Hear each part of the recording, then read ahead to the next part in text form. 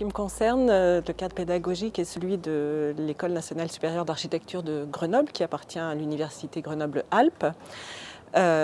Et on aborde ces questions en tant qu'architecte à travers la spatialisation, à travers le projet. Et en fait, ce qui nous amène à travailler sur la ruralité, c'est plus généralement la question des transitions socio-écologiques, qui est évidemment une problématique partagée très largement. Et encore une fois, qu'on aborde, nous, à travers la question de sa spatialisation, comment on repense les territoires par rapport aux transitions énergétiques, par rapport aux différentes transitions auxquelles on est confronté. Et en tant qu'architecte, eh bien, c'est comment tout ça se spatialise, à la fois en termes de bâti, de construction, mais aussi des pratiques, y compris notamment la mobilité, que ça induit. La question de l'habitabilité est primordiale dans tous les mondes, je dirais,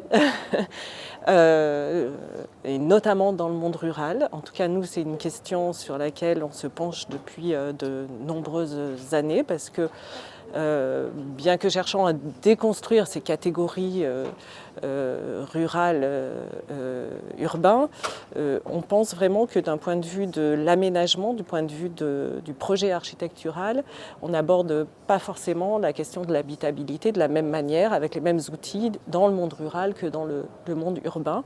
Et pendant trop longtemps, à notre sens du moins, les architectes ont été formés avec un regard extrêmement urbano-centré, et donc y compris les architectes amenés à travailler dans le domaine rural. Et donc on s'attache à essayer d'identifier ce qui fait spécificité dans le monde rural.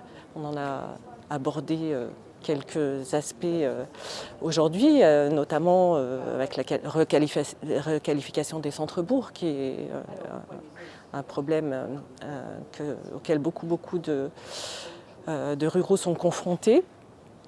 Et bien nous, on cherche à comprendre et à proposer comment les architectes, avec leur spécialité, peuvent contribuer à cette requalification et donc à accroître l'habitabilité de ces centres-bourgs. Tout à fait, cette relation urbain-rural et rural-urbain, parce qu'on tient beaucoup à la réciprocité, et c'est beaucoup autour de cette question, cette notion de réciprocité que les discussions ont tourné hier. Et on s'en réjouit de voir.